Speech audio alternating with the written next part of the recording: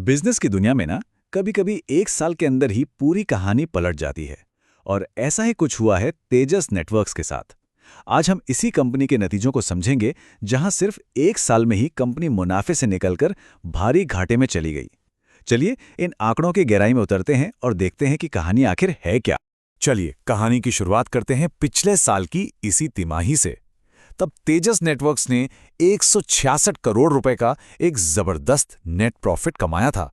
सब कुछ बढ़िया चल रहा था, कंपनी मुनाफे में थी और ग्रोथ के रास्ते पर थी। और फिर आता है इस साल का तीसरा क्वार्टर। सीधे 166 करोड़ के प्रॉफिट से 197 करोड़ रुपए का नेट लॉस। मतलब एक बहुत बड़ा यू टर्न, जिसने मार्केट में सबको चौंका दिया।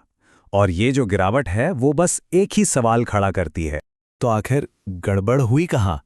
एक साल के अंदर ही इतनी बड़ी टेलीकॉम कंपनी के साथ ऐसा क्या हो गया कि प्रॉफिट की जगह इतना बड़ा लॉस हो गया? आइए इस पूरी कहानी को परत दर परत खोलते हैं। तो चलिए सबसे पहले इन चौंकाने वाले आंकड़ों को ही डिकोड करते हैं। हम इन दो तिमाहियों की कहानी की तुलना करेंगे और देखेंगे कि असल में हुआ क्या। देखिए, दिक्कत की जड़ कंपनी के रेवेन्यू मतलब कुल कमाई में छिपी है। पिछले साल इसी क्वार्टर में ये 2642 करोड़ रुपए थी और इस साल सिर्फ 307 करोड़। ये साल दर साल लगभग 88% की बहुत बड़ी गिरावट है। अब जब कमाई इतनी गिर जाएगी तो मुनाफे का बस सवाल ही नहीं उठता। और जैसा होता है जब भी किसी कंपनी के नतीजे इतने खराब आते हैं ना, तो शेयर बाजार का रिएक्शन तो तुरंत आता है। इन नतीजों के बाद तेजस नेटवर्क्स का शेयर प्राइस भी अपने 52 हफ्ते के सबसे निचले लेवल पर पहुंच गया, जो दिखाता है कि इन्वेस्टर्स कितने परेशान थे। तो अब आते हैं उस सबसे बड़े सवाल पर, इस भारी गिरावट की असली वजह क्या थी? क्या ये मार्केट की कोई प्रॉब्लम थी या कंपनी के अंदर ही कुछ गड़बड़ चल रही थी? इसका जवाब सिर्फ एक चीज में छिपा है, एक बहुत बड़ी डील जो अटक गई। ये एक ही घटना इन सारी फाइनेंशियल दिक्कतों के बिल्कुल सेंटर में है। जी हां, 1526 करोड़ रुपए।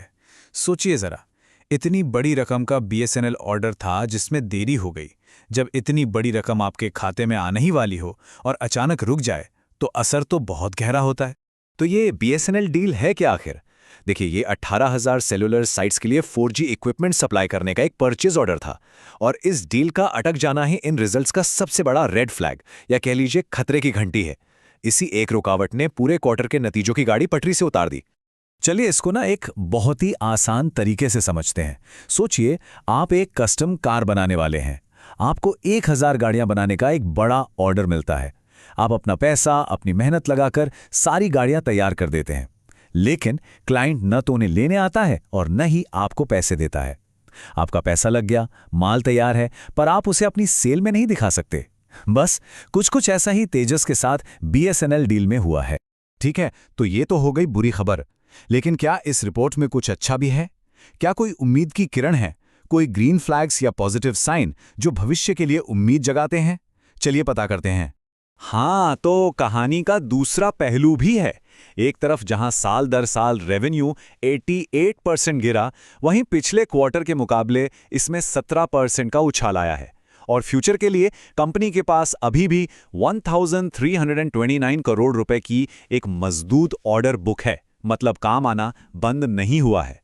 असल में कंपनी ने कई नए इंटरनेशनल और घरेलू सौदे भी जीते हैं। ये बात कंपनी के सीओओ अर्नब रॉय के इस बयान से और भी साफ हो जाती है। उनका कहना है कि इस क्वार्टर का रेवेन्यू मुख्य रूप से भारत और इंटरनेशनल कस्टमर्स को वायरलाइन प्रोडक्ट्स बेचने से आया है। इसका मतलब ये है कि बीएसएनएल की बड़ी वायरलेस डील के रुकने के बावजूद बिजनेस का दूसरा हिस्सा अभी भी चल रहा है और पैसा कमा रहा है। और ये हैं कुछ सॉलिड ग्रीन फ्लैग्स। कंपनी ने 12 में से 7 नए पैकेज जीते हैं। दिल्ली मुंबई रेल कॉरिडोर पर 5G पायलट का काम मिला है। अफ्रीका में एक ब्रॉडबैंड प्रोवाइडर और साउथ ईस्ट एशिया में एक पावर कंपनी के साथ भी डील की है। ये सब दिखाता है कि कंपनी को नए प्रोजेक्ट्स तो मिल रहे हैं। तो भविष्य में काम कहां से आ रहा है? देखिए, कंपनी के ऑर्डर बुक का 92% हिस्सा तो भारत से ही है, जो घरेलू मार्केट पर इसकी मजबूत पकड़ को दिखाता है। हालांकि इंटरनेशनल हिस्सा अभी सिर्फ 8% है। मतलब वहां ग्रो करने का बहुत बड़ा स्कोप है।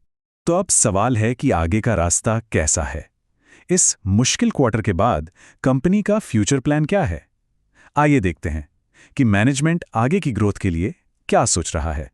कंपनी का मानना है कि फ्यूचर ग्रोथ 3 बड़ी टेक्नोलॉजी ट्रेंड से आएगी। पहला, एआई एप्लीकेशंस की वजह से डेटा ट्रैफिक में जबरदस्त बढ़ोतरी। दूसरा, इमर्जिंग मार्केट्स में 4G और 5G का विस्तार। और तीसरा, नए एआई डेटा सेंटर्स के लिए भारी कनेक्टिविटी की जरूरत। और तेजस इन सभी एरिया के लिए प्रोडक्ट्स बनाती है। और इस ग्रोथ को पाने के लिए कंपनी का गेम प्लान भी तैयार है, जिसके 3 मेन पिलर्स हैं। पहला, नए वायरलेस प्रोडक्ट्स के साथ इंटरनेशनल मार्केट में विस्तार करना। दूसरा, भारत की प्राइवेट टेलीकॉम कंपनियों के साथ बिजनेस बढ़ाना। और तीसरा, NEC और रैकुटेन जैसे ग्लोबल प्लेयर्स के साथ पार्टनरशिप करके नए बाजारों में एंट्री करना। तो इन सबका निचोड़ क्या है? हमने एक तरफ भारी घाटा देखा, एक डील की देरी देखी, लेकिन दूसरी तरफ कुछ पॉजिटिव साइन भी हैं और फ्यूचर का एक क्लियर प्लान भी। चलिए इस सबको समेटते हैं। कंपनी खुद अपने फ्यूचर को लेकर काफ़ी पॉजिटिव है। उनकी प्रेजेंटेशन का एक मेन मैसेज यही है कि लॉन्ग टर्म आउटलुक पॉजिटिव बना हुआ है। मतलब वो मानते हैं कि ये बस एक क्वार्टर का झटका है, कोई परमानेंट प्रॉब्लम नहीं। तो आखिर में हम इस एक सवाल पर आकर रुकते हैं।